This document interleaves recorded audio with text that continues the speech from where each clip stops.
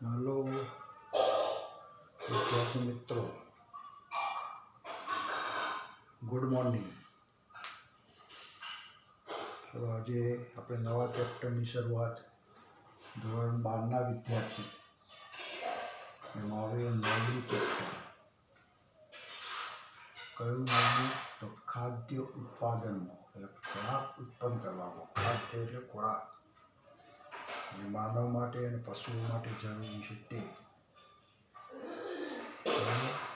માનવનો ખોરાક અને અન્ય સજીવો એટલે આપણે જે પાલતુ પ્રાણીઓ છે તેનો ખોરાકનો, કારણ કે અત્યારે આ જુઓ તો માનવ વસ્તી વધી રહી છે અને એના પ્રમાણમાં આપણે ખોરાક ચાલુ પંચે રાખીએ તો પૂરતો નથી। જેમ સંખ્યા વધે સજીવોની માનવની તો તેમ એને પૂરતો ખોરાક પણ મળવો જોઈએ। તો જે કંઈ ખોરાક મળે છે તેમાં ઉન્નતીકરણ કરવું, આધુનિકરણ, ઉન્નતીકરણ। જે કંઈ ખોરાક મળે છે તેમાં ડબલ ખોરાક કે 3 ગણો ખોરાક એમાંથી ઉત્પાદન થાય। તો એ માટેની કેટલીક કાર્યનીતિ આપણે આ પ્રકરણમાં જોવાની છે। 9મા પ્રકરણમાં આપણે જોયું કે બધા રોગો અને એ બધી વાતો કરી આપણે આવ્યો, નશાકારક પદાર્થો એટલે માનવ સ્વાસ્થ્ય અને રોગો બધું જોયું કહ્યું। તો હવે માનવનું શરીર તંદુરસ્ત રહે અને પૂરતો પોષણ મળે, પૂરતો ખોરાક મળે તો એ ખાદ્ય ઉત્પાદન જે થાય છે માનવ માટે કે સજીવો માટે, તો તેમાં આપણે જરા આધુનિકરણ, ઉન્નતીકરણ કરવું છે। ઉન્નતીકરણ એટલે જરા વધારો, જરા એ રીતિ જે ચાલુ જે રીતિ હતી વાવવાની કે એ બધી, તો એમાં આપણે જાતો નવી ઉત્પન્ન કરવી અને એવી જાતો ઉત્પન્ન કરીએ કે જેના કારણે ઉત્પાદન જરા ડબલ થાય, 3 ગણો થાય, જેથી વધતી જતી વસ્તીને આપણે આપી શકીએ। તો એ માટેની કેટલીક પદ્ધતિઓ છે। તો આ આખી પદ્ધતિઓ છે એની અંદર આપણે એક તો આમાં પશુપાલન જોવાનું છે, કારણ કે પશુઓનો પણ વધારો કરવો પડે। ખાલી વનસ્પતિ વાવો અને ઘઉં, બાજરી, જવ અને આ બધું જે ખોરાક છે એનો તો વધારો કરી જ છું આપણે, એટલે વનસ્પતિ સંવર્ધન તો ખરું જ, પણ સાથે સાથે કેટલાક પાલતુ છે પ્રાણીઓ કે જેમાંથી આપણને માંસ, દૂધ, ઘી, ઈંડા, કેટલુંક રેશમનું કાપડ મેળવવા માટે આપણે કહીશું રેશમના કીડાનો ઉછેર, બધી કેટલી મત્સ્ય ઉદ્યોગ, ડેરી ઉદ્યોગ, તો આ બધું કરવું હોય તો આપણે પશુનું પાલન કરવું પડે। પશુપાલન એ પશુઓને આપણે માવજત કરી ઉછેર કરવો પડે અને એની જાતમાં વધારો સુધારો કરવાનો કે જેના કારણે એમાંથી મળતી નીપજ જે છે જરા વધુ મળે। એ જે વનસ્પતિમાં પણ એટલે વનસ્પતિ સંવર્ધન, પછી એક કોષજન્ય પ્રોટીન, એક જ કોષ ધરાવતો સજીવ હોય તેમાંથી પ્રોટીન ઉત્પન્ન કરાવવાનું, એ જાતના સંવર્ધન પ્રયોગો કે જેમાંથી આપણે પ્રોટીન મેળવી શકીએ અને માનવને આપવું હોય તો આપી શકાય, ખોરાક તરીકે એનો ઉપયોગ કરવો તો કરી શકાય, એવું એક કોષજન્ય પ્રોટીન। પછી પેશીઓનું સંવર્ધન, નવી નવી પેશીઓને ઉત્પન્ન કરવી, વધારો કરવો। કુદરતી રીતે તો જે પેશીઓ બને જ છે, પણ એમાંથી એક ટુકડામાંથી આખું અંગનું નિર્માણ, એમાંથી આખા છોડનું નિર્માણ, પેશી સંવર્ધન કહીશું આપણે। તો આટલા મુદ્દાની ચર્ચા આપણે અહીંયા કરવાની છે। તો વિશ્વની વધતી જતી જનસંખ્યા સાથે ખાદ્ય ઉત્પાદનની વૃદ્ધિ પણ એક અગત્યની આવશ્યકતા છે। વસ્તી વધે છે તેમ ખાદ્ય ઉત્પાદનમાં પણ વધારો થવો આ એક આવશ્યક ક્રિયા છે। એટલે ખાદ્ય ઉત્પાદનમાં ઉન્નતીકરણ થવું, એમાં પણ આપણે કહીશું એમાં પણ વૃદ્ધિ થવી એટલે ઉન્નતીકરણ થવું, એટલે ખાદ્ય ઉત્પાદનમાં આપણે કહીશું ખાદ્ય ઉત્પાદન, કયું ઉત્પાદન? ખાદ્ય ઉત્પાદનમાં વૃદ્ધિ કરવી એ વિશ્વની અંદર વધતી વસ્તી જે કહીશું જનસંખ્યાની સાથે જરૂરી છે। જનસંખ્યાના વધારા સાથે વિશ્વમાં જનસંખ્યાના વધારા સાથે ખાદ્ય ઉત્પાદનમાં વૃદ્ધિ કરવી એટલી જ આવશ્યક છે, એ જરૂરી છે. અને એમાં કોનો ઉપયોગ કરવાનો? તો જૈવિક સજીવોની અંદર જે સિદ્ધાંત પ્રમાણે ઉત્પાદન થાય છે તે જૈવિક સિદ્ધાંત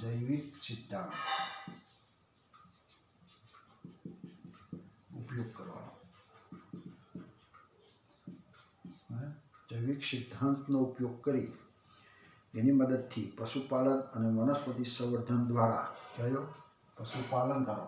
કોનો ઉપયોગ કરવાનો?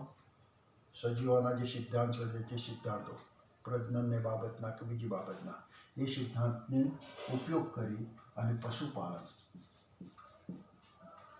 અને વનસ્પતિ સંવર્ધન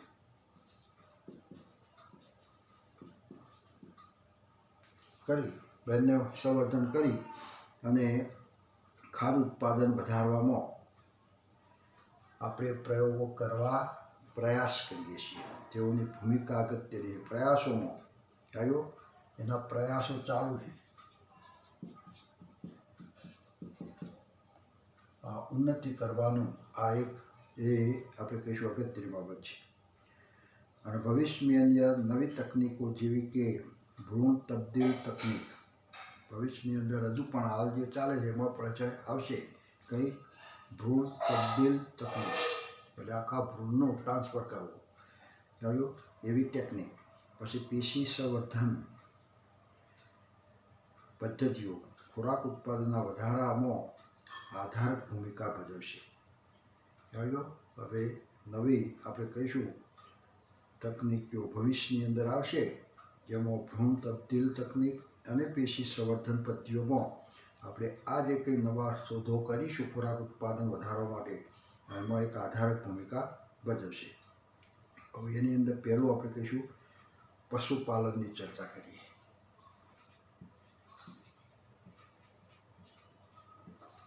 પશુપાલન બધા પ્રાણીઓ પાળવા નથી, પણ જે પ્રાણીમાંથી આપણને દૂધ મળે, ઊન મળે, માંસ મળે, પછી એના કોઈ ભીંગડા હોય તો માછલીઓથી કહીશું તો માછલીઓમાંથી આપણને ભીંગડા મળે કે જેમાંથી આપણે કંઈક વસ્તુ બનાવી શકીએ. એટલે પશુપાલન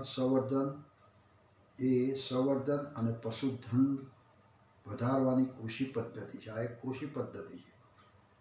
પશુપાલન કરવું એટલે પશુઓની માવજત કરવી, ઉછેર કરવો, સાચવવા, ખોરાક પૂરો પાડવો, એમાંથી ઉત્પાદન મેળવવું, આ એક ખેતી જ છે. આ એક કૃષિ પદ્ધતિ. એ પશુપાલન એ સંવર્ધન અને પશુધન વધારવાની. પશુપાલન એ સંવર્ધન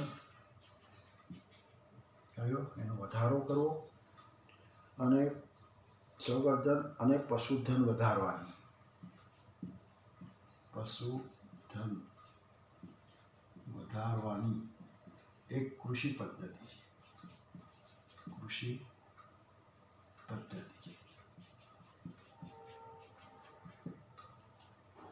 પશુધન ધન છે. એટલે દેશી તમે જુઓ તો તમે કેટલાય પ્રાણીઓના બધા રાખતા, ગાયો હોય, ઘેટા હોય, બકરીઓ હોય. એટલા માટે આપણે એને કહીશું માલધારી.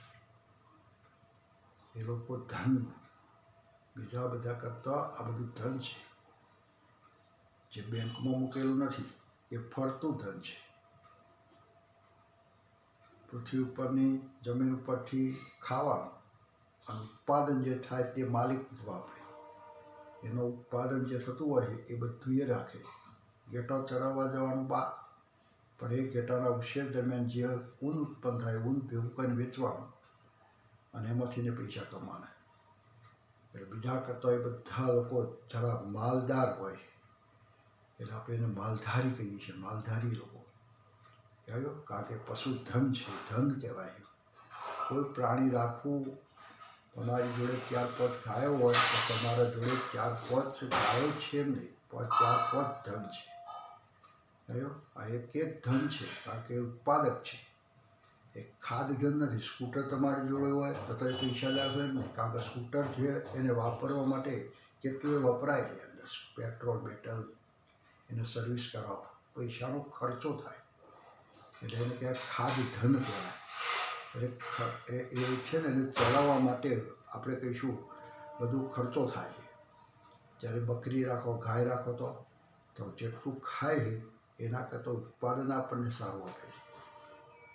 એટલે આ ઉત્પાદક છે બધા, ખ્યાલ, એમાંથી ખોરાક મળી રહે. એટલે એ રીતે આ એક કૃષિ પદ્ધતિ છે. ખેડૂતો માટે એક આવશ્યક કૌશલ્ય અને કળા છે. આ પશુ એ ધન કોણ કરે તો એ ખેડૂતો, કારણ કે એનામાં કૌશલ્ય છે. કેવી રીતના પ્રાણીને રાખવું, સાચવવું, શું ખોરાક આપવો, ક્યારે આપવો, કેટલો આપવો, અને એમાંથી આપણને ગુણવત્તાવાળું દૂધ પણ મળે. અમુક ફેટનું મળે, અમુક ભેંસો તમે જો ઓછા ફેટની હોય, વધુ ફેટની હોય. આ એક કળા છે ખેડૂતોની. આ એક કૃષિ પદ્ધતિમાં આ એક કૌશલ્ય અને એની કળા છે, ખ્યાલ. તેટલું જ વિજ્ઞાન પણ છે, કે વિજ્ઞાનને પણ ધ્યાનમાં રાખી અને આ કરતા હોય. એટલે પશુધનનો સંબંધ તમે જો, પશુધનના સંબંધમાં કોણ કોણ આવે તો ગાય, ભેંસ, બકરી, ભૂંડ, ઘોડા, ઢોર, ઘેટો, ઊંટ, બકરી વગેરે બધા પ્રાણીઓ લખ્યા. એમાં તમે જો ભૂંડ પણ લખ્યા. આ પણ પશુધન છે. કારણ કે અમુક દેશોની અંદર તમે જો તો ભૂંડનું માંસ ખવાય, ભૂંડ, સુવર, અને એનો ખોરાક તરીકે ઉપયોગ કરે છે. આપણે અહીંયા જે ભૂંડ છે તે કયા ભૂંડ છે તો આપણે કહીશું આ ભૂંડ તો ગારો ખાવાવાળા. એટલે એ ભૂંડને કોઈ ખોરાક તરીકે ઉપયોગ ન કરે. પણ જે ભૂંડ સારો ખોરાક ખાતા હોય છે, સ્વચ્છ હોય છે, કોઈ રોગકારકો વગરના હોય, તો તે ભૂંડના સ્નાયુનો ઉપયોગ એક સ્નાયુ તરીકે થાય, એ ઉપયોગ એક માંસ તરીકે થાય, ખોરાક તરીકે થાય. એટલે આવા આપણે કહીશું ભૂંડનો પણ ઉપયોગ એક પશુધન તરીકે છે, ખ્યાલ. એટલે ગાય, ભેંસ, ભૂંડ, ઘોડાનો ઉપયોગ ખોરાક તરીકે નથી, પણ એક માલધારી તરીકે, ભાર વહન કરવા માટે. ઘોડાની એક તાકાત છે, તાકાતનો ઉપયોગ આપણે એ ધનનો ઉપયોગ કરીએ છીએ. પછી ઢોર, ઘેટો, ઊંટ, બકરી જેવા પશુધનના પ્રજનન અને તેમના ઉછેર સાથે છે. એને પ્રજનન કરાવવું, માવજત કરવી, ઉછેર કરવો, ખોરાક આપવો, અને ટાઈમ થાય ત્યારે એને ચોક્કસ સાથે પ્રજનન કરાવવું, અનુચ્છેદ કરવા, જે મનુષ્ય માટે લાભદાયી છે. આવું બધું કરો તો એ માણસ માટે લાભદાયી છે, ખ્યાલ. પશુ રાખવા, રાખતા એનો ઉછેર કરવો અને પ્રજનન કરાવવું, કે જેથી એમાંથી મળતા જે બચ્ચા છે એ સારી ઓલાદ, નવી જાત તૈયાર થતી જાય. અને દૂધમાં આપવાની બાબતમાં જરા વધારો થતો જાય, ઊન આપવાની બાબતમાં જરા વધારો થતો જાય, માંસ આપવાની બાબતમાં જરા વધારો થતો જાય. એવું પ્રજનન કરાવો કે જેના કારણે માંસમાં વૃદ્ધિ, એવું પ્રજનન કરાવો. એની સાથે એવું કરાવો પ્રજનન કે જેના કારણે આ બધી વૃદ્ધિ થાય. એટલે વિસ્તૃત રૂપે તમે જુઓ તો એના માટે મરઘા ઉછેર ચાલે, મરઘાનો ઉછેર, ત્યારે એના માંસ માટે. પછી મત્સ્ય ઉદ્યોગ, માછલીઓ, તો એ પણ ખોરાક તરીકે એનો ઉપયોગ થાય છે. મત્સ્ય ઉદ્યોગ એટલે શું? મત્સ્ય ઉદ્યોગ શું છે?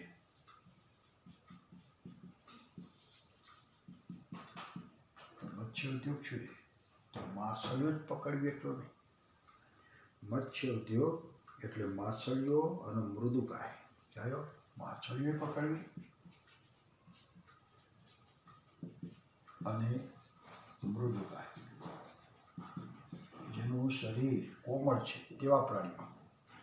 આપણે જે મૃદુકાય સમુદાય આખો જોઈએ તો એમાં બધા જે પ્રાણીઓ આવે એ બધા મૃદુકાય સમુદાય, કોળી, ચીપલો, પછી પાયલા, તો આ બધા સ્નેલ, આ બધા પ્રાણીઓ છે મૃદુકાય. તો એવા મૃદુકાય પ્રાણીઓમાં પણ કયા પ્રાણીઓ? મૃદુકાયમાં પાછળ બધા નહીં, કવચયુક્ત જલીય અપૃષ્ઠવંશી સજીવો, એટલે શેલફિશ જેને કહીશું, જેના ઉપર આવું પડ આવેલું હોય, અપૃષ્ઠવંશી સજીવો છે. કવચયુક્ત જલીય અપૃષ્ઠવંશી, જેના ઉપર કોચલું આવેલું છે. એટલે આ મૃદુકાય પણ કેવા? કવચયુક્ત, જે પાણીમાં રહેતા, જલીય અપૃષ્ઠવંશી. એવા સજીવો એ બધા આપણે કહીશું મૃદુકાય સમુદાય. હવે એમાંય પણ તમે જુઓ તો આ બધા જે લખ્યા એવા અને સ્તરકવચીઓ જેના ઉપર કવચ આવેલું સ્તરકવચીઓ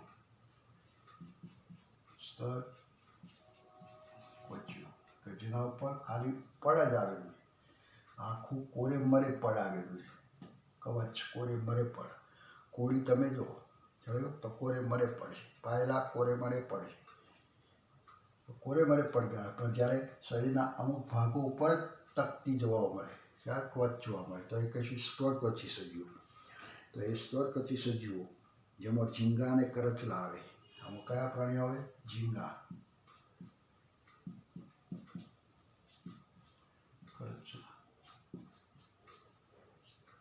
ઝીંગા અને કરચલો આ સંધિપાત સમુદાયના પ્રાણીઓ છે. આ સ્તરકચી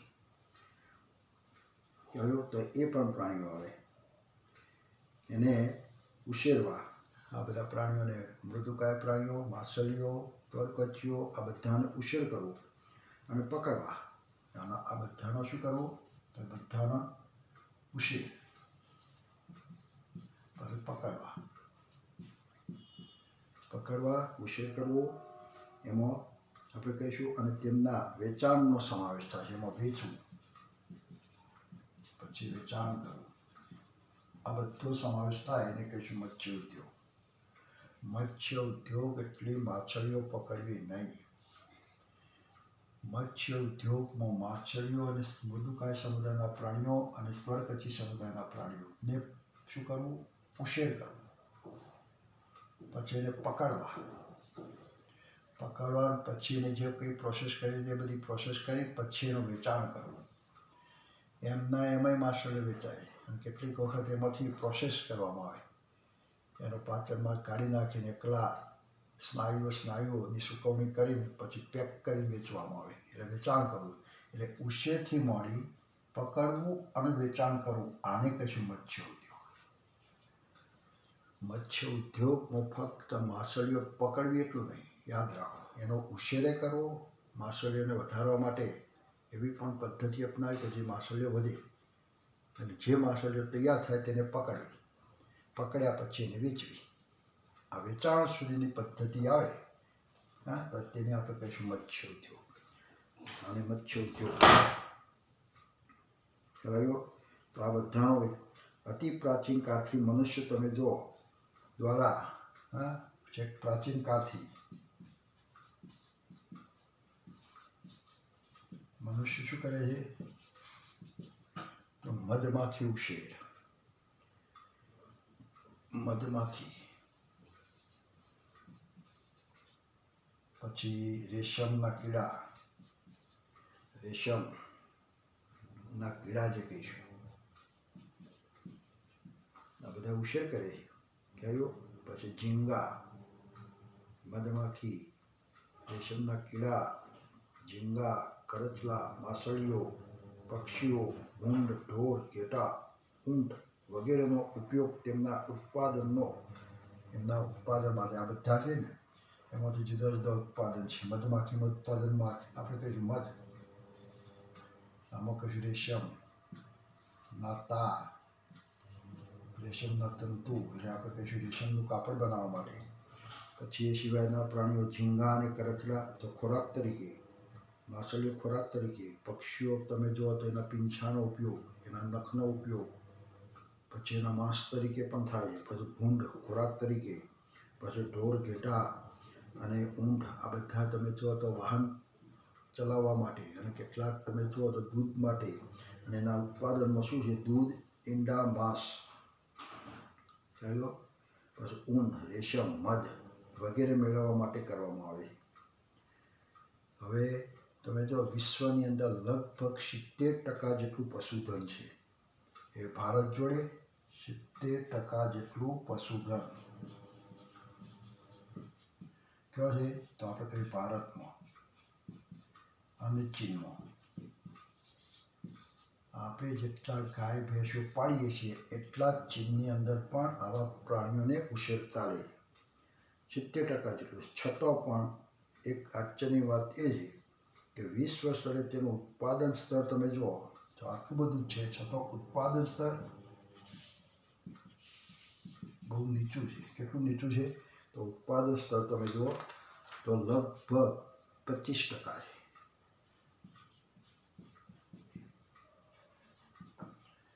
પશુઓ ઘણા બધા છે, ભારત જોડે ને ચીન જોડે. એટલા બધા પશુઓ આપણે પાળીએ છીએ, રાખીએ છીએ, પણ એમાંથી આપણને જે મળે છે એ ઉત્પાદન કેટલું છે? તો 25% છે. ઉત્પાદન ઓછું છે. એટલે આટલું બધું ઓછું ઉત્પાદન હોવાના કારણે એટલે એનો ઉત્પાદન દર ઘણો ઓછો છે. કયો? એનો તમે જુઓ તો પશુધન 70% છે, પણ એના ઉત્પાદન સ્તર તમે જુઓ તો એનો દર કેટલો છે? તો 25% છે. તેથી પ્રાણી સંવર્ધન અને સંભાળની પારંપરિક પદ્ધતિઓ ઉપરાંત ગુણવત્તા અને ઉત્પાદકતામાં સુધારો લાવવા માટે નવી તકનીકો ઉપયોગ કરવામાં આવે છે. હવે આ છે ને, આપણે ચીલાચાલુ પશુઓ રાખીએ છીએ, પાળીએ છીએ, પણ એમાં જાત સારી ઉત્પન્ન થાય તેવા કોઈ પ્રયોગો કે કોઈ ટેકનિક અપનાવતા નથી.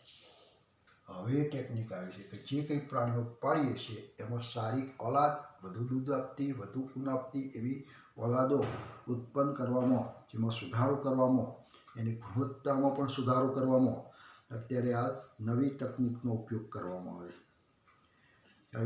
તો એમાં સૌથી પહેલો કૃષિ તેમજ કૃષિને લગતા પશુઓનું વ્યવસ્થાપન. ખેતી અને ખેતી સાથે સંકળાયેલા જે કંઈ પશુધન છે તો તેની ગુણવત્તામાં જરા વધારો કરવા માટે એનું શું વ્યવસ્થા છે, પણ છે, શું આયોજન છે, શું કેવું મેનેજમેન્ટ છે? Management of farm and farm animals. કયો? એટલે કૃષિને લગતા પશુઓ, ફાર્મ એનિમલ, અને કૃષિ એટલે ફાર્મ, ખેતર. એટલે કૃષિ એટલે ખેતર કહીશું. તો એની અંદર કઈ જાતનું છે? તો એની કેટલીક બાબતો આપણે જોવાની છે. તો કૃષિ તેમજ કૃષિને લગતા પશુઓનું વ્યવસ્થાપન. તો આપણે હવે એક વ્યવસ્થાપન જોઈએ, કૃષિ અને કૃષિને લગતા પશુધન. એનું વ્યવસ્થાપન કેવું છે? અને એની અંદર આપણે બધા એને લગતા જે કંઈ છે તો ડેરી ઉદ્યોગ એની સાથે સંકળાયેલો. ચાલો, એટલે અહીંયા શું લખીશું આપણે? તો કૃષિ તેમજ આપણે કહીશું કૃષિને લગતા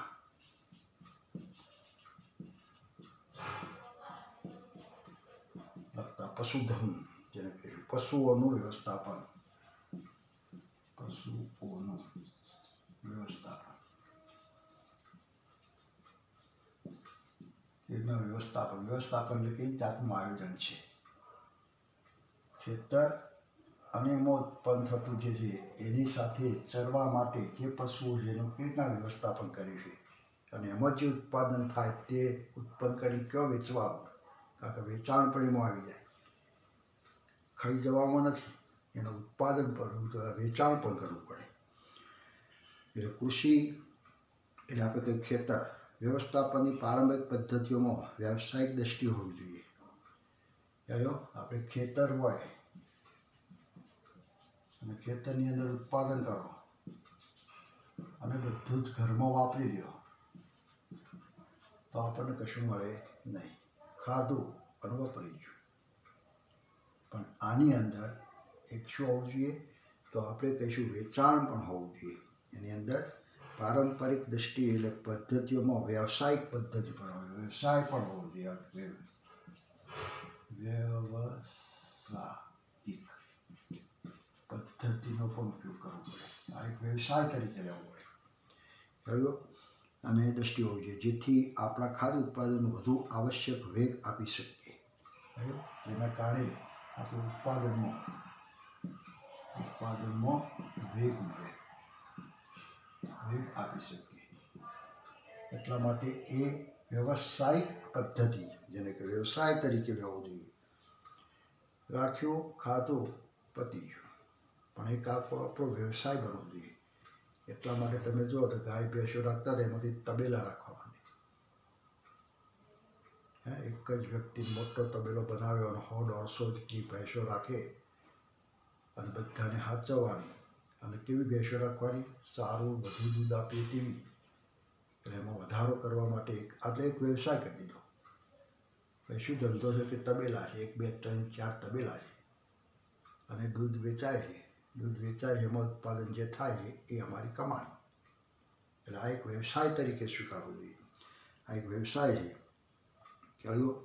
અને એમાંની કેટલીક વ્યવસ્થાઓ આપણે કેટલીક પ્રક્રિયાઓની ચર્ચા કરીએ જે વિવિધ પશુ કૃષિ તંત્રમાં કાર્યરત છે.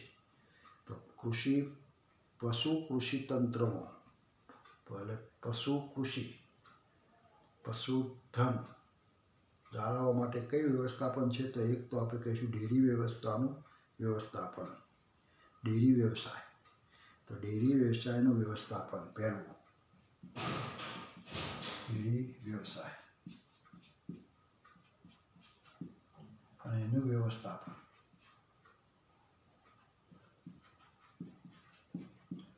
ડેરી ઉદ્યોગ માટેનું આયોજન કેવું છે? તો આના સભ્યો કેટલા? તો આના સભ્યો છે ખેડૂતથી માંડી, ખેડૂત એટલે જે પશુ રાખતો હોય તે ખેડૂતથી માંડી અને બધા સભ્યો આવે. જે ભેંસોને સાચવે છે તે પણ એના સભ્યો, એને ખોરાક જે ખવડાવે છે તે પણ સભ્યો, જે દોવે છે તે પણ એના સભ્યો, અને દોયા પછી ડેરીમાં ભરાવે છે તે પણ, ડેરીમાં દૂધ લેવા માટે જે બેઠેલા છે એ પણ એના સભ્યો. દૂધ ગ્રહણ કરી, એકઠું કરી અને ભેગું કરી કેનમાં નાખી અને પછી ખટારો જે આવે છે લેવા માટે, તો એનું પરિવહન કરવા માટેના જે ખટારો ચલાવતા એ પણ ડેરી વ્યવસાયના સભ્યો કહેવાય. અને તો પછી મહેસાણા જે મોટી ડેરીની અંદર ઠાલવે છે ત્યાં જે કર્મચારીઓ છે તો તે કર્મચારીઓ પણ એના સભ્યો. અને એમાંથી જે ઉત્પાદન કરે છે, દૂધ જ્યાં ગયું દૂધમાંથી નવું બનાવે છે, દૂધમાંથી કેટલીક નિપજો બનતી હોય તો તે ઉત્પન્ન કરતા જે હોય તે બધા સભ્યો. આ બધા ડેરી વ્યવસાયની અંદર સંકળાયેલા સભ્યો કહીશું. કહેવાય એટલે ડેરી ઉદ્યોગ એ મનુષ્યના વપરાશ માટે દૂધ તેમજ તેના ઉત્પાદનો માટે પ્રાણીઓનું વ્યવસ્થાપન થાય છે. કહેવાય દૂધ ઉત્પન્ન કરવા ડેરી ઉદ્યોગમાં છે તો દૂધ અને દૂધનો વપરાશ, મનુષ્યના વપરાશ માટેનું દૂધ અને વપરાશ માટેનું દૂધ, અને પછી એને તેમાંથી ઉત્પન્ન થતા તેમાંથી ઉત્પાદન થાય, જે નિપજો બને ઉત્પાદનો માટે પ્રાણીઓનું વ્યવસ્થાપન. એના માટે ઉત્પાદન માટે જે કંઈ પ્રાણીઓ છે એ પ્રાણીઓનું વ્યવસ્થાપન કરવું, એનું આયોજન. ગાય, ભેંસ, બકરી બધા દૂધ આપે છે તો એ દૂધનો ઉપયોગ ખોરાક તરીકે વાપરવા માટે મનુષ્ય વાપરે છે. અને વાપર્યા પછી જે વધે તેમાંથી જુદું જુદું આઈટમ બનાવવામાં આવે. તો એના માટેના કયા પ્રાણીઓ છે એનું વ્યવસ્થાપન. તો આ પશુઓની યાદી બનાવો. કયા પશુ છે કે જેની અંદર આ ડેરી વ્યવસાયમાં આવે? તો દૂધ આપતા બધા જે ડેરી વ્યવસાય સાથે સંકળાયેલા હોય. ડેરી ઉદ્યોગમાંથી દૂધમાંથી બનતા વિવિધ ઉત્પાદનો કયા છે? ઉત્પાદનો કયા બને છે? તો એક તો આપણે કહીએ દૂધ જાય છે, લાંબો સમય રહે એટલે પેચ્યુરાઇઝ દૂધમાંથી પછી દહીં બનાવે છે, એમાં ચીઝ, પનીર, આ બધું દૂધમાંથી બનતી આઈટમો કહીશું. પછી શ્રીખંડ, પછી તમે જો તો બધી જુદી જુદી માવો બનાવવાનો, માવામાંથી બનતી મીઠાઈઓ, આ બધા એના ઉત્પાદનો છે. એટલે એ ડેરી ઉદ્યોગ એમાંથી કયા બધા ઉત્પાદનો મળ્યા. ડેરી ઉદ્યોગ વ્યવસાયમાં પ્રક્રિયાઓ અને પ્રણાલીઓનું અધ્યયન કરવામાં આવે છે. એમાં કઈ પ્રક્રિયાઓ અને કઈ પ્રણાલીઓ છે, પ્રણાલી બધી પદ્ધતિનો ઉપયોગ કરવામાં આવે છે. એનું અધ્યયન કરવું પડે, શીખવું પડે, જેથી દૂધની ઉત્પાદકતા અને તેની ગુણવત્તામાં સુધારો કરી શકાય. કારણ કે એમાં બે છે કે ડેરી ઉદ્યોગ વ્યવસ્થાપનમાં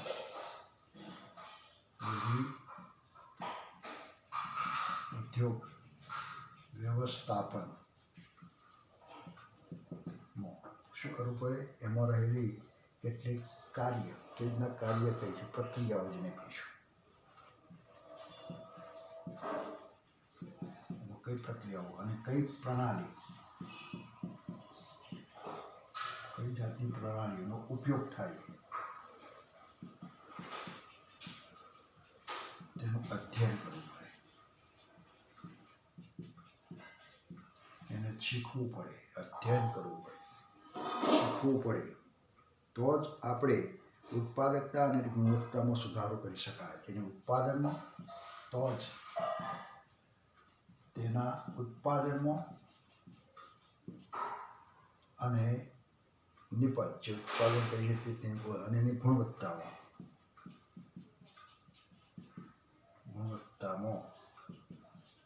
શું કરી શકાય? સુધારો કરી શકાય. ડેરીઓ શરૂ થઈ ને એ વખતે દૂધ ભેગું થતું અને દૂધને જરા ગરમ કરી પેસ્ચ્યુરાઇઝ કરીને દૂધ સ્વરૂપે વેચાતું હતું. પછી જ્યારે જ્યારે એ બધી પદ્ધતિઓ અને પ્રણાલીઓ જરા નવી આવી તો પછી એમાં દહીં બનાવવાનું ચાલુ થયું અને ચીઝ, પનીર તે દૂધમાંથી બનતા ઉત્પાદનો એ ડેરીમાં જ થાય છે, કારણ કે ડેરીમાં દૂધ ભેગું થયેલું છે અને એમાંથી નવી નિપજો એમાંથી ઉત્પાદન કરવામાં આવે કે જેથી એ ગુણવત્તામાં અને ઉત્પાદનમાં સુધારો કરી શકાય. એટલે અધ્યયન કરવું જોઈએ. અધ્યયન વગર આપણને ડેરી ઉદ્યોગ કરવો છે, મારે મુખ્ય જે ડેરી બનાવી દઉં અને કશું જ્ઞાન ના હોય, કશું ખબર ના હોય કે એમાં પ્રક્રિયાઓ કઈ, પ્રણાલીઓ કઈ, અને કશી ખબર ના હશે ડેરી લઈને બેસી જાઓ તો દૂધ જ રહે. અને શું કરવું દૂધને ભેગું થયું અને એકલા દૂધ સ્વરૂપે વેચવામાં તમે જો બધું વપરાય પણ નહીં, એટલે વધારાનું દૂધનું શું, એનું શું કરવું તો આપણને ખબર નથી. કારણ કે અધ્યયન કરેલું હોય, એની પ્રક્રિયાઓ કઈ કરવી, પ્રણાલીઓ કઈ કરવી, આ બધાનો જો આપણને ખ્યાલ હોય તો આપણે એના ઉત્પાદનમાં અને ગુણવત્તામાં સુધારો કરી શકાય. ડેરી વ્યવસાયમાં દૂધ ઉત્પાદન પ્રાથમિક રીતે કૃષિજાત, જેને કહીશું નસલ, બ્રીડ જેને કહેવાય, નસલ એટલે જાત. પ્રાથમિક રીતે કૃષિજાત એટલે જે છે ને જાત, એની ગુણવત્તા પર આધાર રાખે. એ જાત જે આપણે ગાય રાખી, આ જાત, પણ એ કઈ જાત છે એ જાત ઉપર આધાર રાખે છે. કૃષિ જાત ઉપર આધાર રાખે, કૃષિ જાત પર આધાર રાખે. એના ઉત્પાદનમાં અને ગુણવત્તામાં સુધારો કરવા માટે કોના પર આધાર છે તો નસલ ઉપર. નસલ મીન્સ આપણે કહીએ બ્રીડ. બ્રીડ કેવી છે આપણા જોડે, એની જાત કેવી છે, કૃષિ જાત કેવી છે, નસલ કઈ છે, તો એ નસલ ઉપર આધાર છે. આપણી જોડે જાત સારી હોય તો સારું ઉત્પાદન, ગુણવત્તા હોય, પેટવાળું હોય, એની ગુણવત્તા પર આધાર રાખે. એની કઈ જાતની છે એની ગુણવત્તા ઉપર આધાર રાખે. નસલ જાતની જાત પર નહીં, નસલ જાતની ગુણવત્તા ઉપર, એની ગુણવત્તા કેવી છે એના પર આધાર રાખે. એટલે જે આપણે સારી જાત હોય, જે ઉચ્ચ ઉત્પાદન ક્ષમતાવાળી સારી નસલ, ખ્યાલ ગયો, તો તેનો ઉપયોગ અને તેમના રોગો સામેની પ્રતિકાર ક્ષમતાને અગત્યની ગુણવત્તા કહી તો એના આપણે કહીશું ગુણવત્તા એટલે વધુ દૂધ આપતી, વધુ ઉત્પાદન આપતી એવી કૃષિજાત. અને બીજી કઈ કહીશું તો રોગ પ્રતિકારક શક્તિ હોય, રોગ પ્રતિકારક શક્તિ હોય, વધુ દૂધ અને વધુ ફેટ.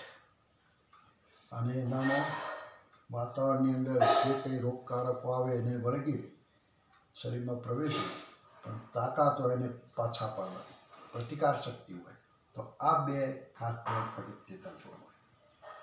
કૃષિ જાતની અંદર એનો નસલની જાત કોના પર આધાર રાખે તો એનામાંથી મળતું ઉત્પાદન આપવું અને રોગ પ્રતિકારક શક્તિ કેટલી છે તેના ઉપર આધાર રાખે છે.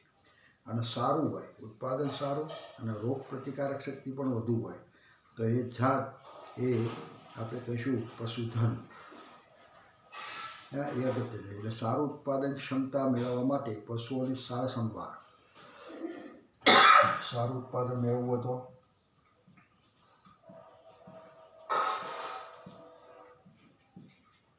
મેળવવા માટે શું કરવું જોઈએ?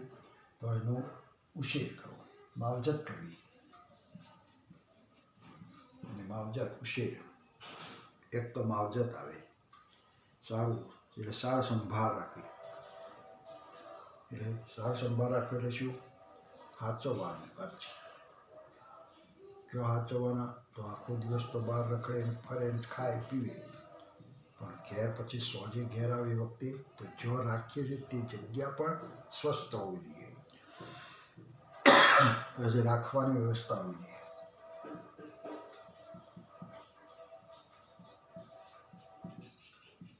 રાખવાની જગ્યા જે કહીએ સારી જગ્યા હોવી જોઈએ, જગ્યા હોવી જોઈએ, અને એ સ્વચ્છ હોવી જોઈએ. સ્વચ્છ ચોખ્ખી હોવી જોઈએ. કારણ કે બણે એને ગંધ મારે, સોણ બધું ભેગું થયું હોય ને તે બધું ભેગું બેસવાનું, ઉઠવાનું, અને આવી જગ્યા હોય તો ના ચાલે. એટલા માટે સ્વચ્છ જગ્યા જોઈએ. એટલે એ રીતે ઉત્પાદન આપણે કહીશું પૂરતું પાણી તેમજ રોગમુક્ત વાતાવરણ હોવું જોઈએ. પાણી પણ હોવું જોઈએ. પાણી અને રોગ મુક્ત વાતાવરણ હોવું જોઈએ. આખું વાતાવરણની અંદર કોઈ વાવર ના હોવું જોઈએ, કોઈ રોગના જંતુઓ ઉડતા ના હોવું જોઈએ. થયો એ જરૂરી છે. પશુઓને આહાર આપવામાં વૈજ્ઞાનિક દૃષ્ટિકોણ હોય. આહાર ક્યારે આપવો? તો આહાર આપવામાં વૈજ્ઞાનિક દૃષ્ટિકોણ. ગમે ત્યારે ગમે તે ખાઈ જવું ને એક જ જાતનું ખાવું એવું નહીં. સૂકું આપવું પડે, લીલું આપવું પડે. પછી જરા તૈલી પદાર્થવાળું પણ આપવું પડે, પછી ગળ્યું પણ આપવું પડે. એટલે આમ જે કંઈ ખોરાક આપીએ તેમાં દૃષ્ટિકોણ વૈજ્ઞાનિક ઢબથી, એટલે વૈજ્ઞાનિક દૃષ્ટિ હોવી જોઈએ. જેમાં ઢોરને આપવામાં આવતા ચારાની ગુણવત્તા, ચારો પણ કયો આપવાનો?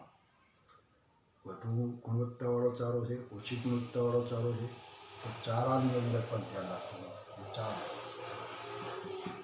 એટલે ઉચ્ચ ગુણવત્તાવાળો ચારો, અને તેની માત્રા પણ વધુ ભાગ આપવો જોઈએ. અને કેટલી માત્રામાં આપવો? ખોરાક આપવો પણ કેટલી માત્રામાં આપવો? આ પણ હોવું જોઈએ. ગુણવત્તાવાળો ચારો, અને એ પણ પ્રમાણમાં. એનું શરીર ખામે એટલો ખોરાક. કારણ કે આ તો ઢોર છે, પશુ છે, જે આપ્યું ખાધે જ જાય. એને ઓછું પડ્યું વધુ પડ્યું એવું છે જ નહીં. જે આપ્યું બધું ઠોકારી જાય. એટલા માટે જે કંઈ આપો તેની માત્રા પણ જરૂરી છે. અમુક વજનનું જ આપવાનું. એટલે એ રીતે તમે જો તો એની માત્રામાં આપવો જોઈએ. આ ઉપરાંત પશુઓને દોવાની જે પદ્ધતિ છે, તો એ પદ્ધતિ ક્યારે દોવું, જે ટાઈમ છે ટાઈમ પ્રમાણે ક્યારે દોવાની. દૂધ તેમજ દૂધમાંથી બનતી બનાવટોનો સંગ્રહ, દૂધ દોવું કેવી રીતના, પછી એનો સંગ્રહ કયો કરવો, કયા સાધનમાં દોવું. એ સાધન પર ગમે તેવું લઈને સીધું લઈને દોવા માંડો એ નકામ પડે. એટલે એનો સંગ્રહ, પછી ભેગું થયા પછી જો જાય છે ત્યાં એનો સંગ્રહ, પછી ત્યાં લઈ જવા માટે પરિવહન, એ ખટારાની અંદર ટ્રકની અંદર જે જાય છે તો એનું પરિવહન દરમિયાન ચોક્કસપણે સફાઈ અને સ્વચ્છતા હોવી જોઈએ. ટેન્કર જે આવે એ ટેન્કરમાં પણ ચોખ્ખું હોવું જોઈએ. આ બધું પશુ તેમજ તેના રખેવાળ બંને બધી સફાઈ હોવી જોઈએ. એ ઉચ્ચ સ્થાને હોવું જોઈએ, ચોખ્ખી જગ્યા હોવી જોઈએ, અને સારું હોવું જોઈએ. બધી પ્રક્રિયાઓ યંત્રો દ્વારા થઈ ગઈ છે. આ બધી પ્રક્રિયાઓ બધી જાતે જે થતી એ હવે જાતે નથી થતી, બધું જ મશીન દ્વારા થાય. તમે જો ભેંસો પહેલાં ધોતા હતા તો તે વખતે આપણે હાથથી ધોતા હતા. હવે દોવાવાળું જ રોગિષ્ટ હોય તો, અને દોતું હોય તો જે દૂધ આવે તો દૂધની અંદર એ જંતુ આવે જ. પછી જેમાં દૂધ લઈએ છીએ દેગડું, તો દેગડું જ સાફ કરેલું ના હોય તો, એ જ પણ કંઈક રોગકારક જંતુવાળું હોય તો એમાં જ જંતુ આવે. પછી કેનમાં જાય તો કેન સાફ કરેલું ના હોય તો, એ કેન બધા ખટારામાં જાય તો ખટારો સરખો ના હોય તો, ચોખ્ખાઈ ના હોય તો, આ બધું જ ચોખ્ખું હોવું જોઈએ. આ ખાસ મહત્ત્વની આ ભૂમિકા ચોખ્ખાઈ રાખવી. તો આ વ્યવસ્થાપનની અંદર ચોખ્ખાઈનું મહત્ત્વ છે. ચોખ્ખી જગ્યાઓ જ્યારે અત્યારે આ બધું મશીન દ્વારા થઈ ગયું છે થયું એટલે વ્યક્તિના સીધા સંપર્કમાં આવવાની તક રહેતી નથી. બધું મશીન દ્વારા દોવાનું મશીન દ્વારા થયું અને એના માટેના સાધન પણ ડેરીવાળાએ આપી દીધા હોય કે જેમાં આમ જ દોવો અને એ સાધનમાં જ લઈને આપવાનું. અને જો પેચ્યુરાઇઝ જે મોટા મોટા હોય તો ટેન્કર થઈ જાય. હવે કેનમાં નથી, હવે સીધું ટેન્કરમાં નખાય. એટલે કોઈ જાતના માણસ એના ડાયરેક્ટ એના ઉત્પાદનના સંપર્કમાં આવતો નથી. એટલે હાલ કોઈ શક્યતા આવી રહી નથી. તેના કડકપણે અમલીકરણ માટે તેનો યોગ્ય સૂચિયાંક રાખવાની અને સમયાંતરે નિયમિત નિરીક્ષણની આવશ્યકતા રહે. આ બધા જે મશીન બને છે પણ એના ચોક્કસ સમયાંતરે એને જરા જોવું પડે, નિરીક્ષણ કરવાનું.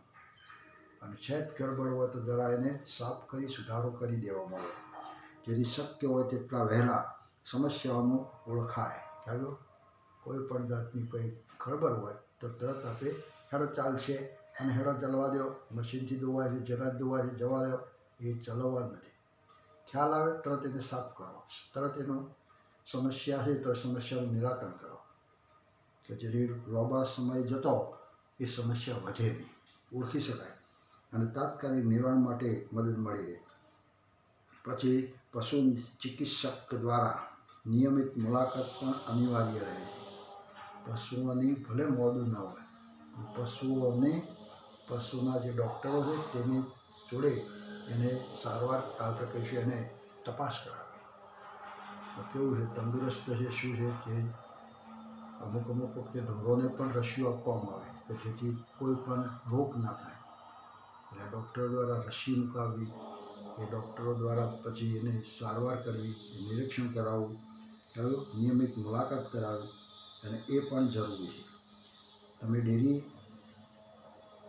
જાળવણીના વિવિધ પાસાઓ ઉદ્દેશો પર પ્રશ્નાવલી તૈયાર કરો.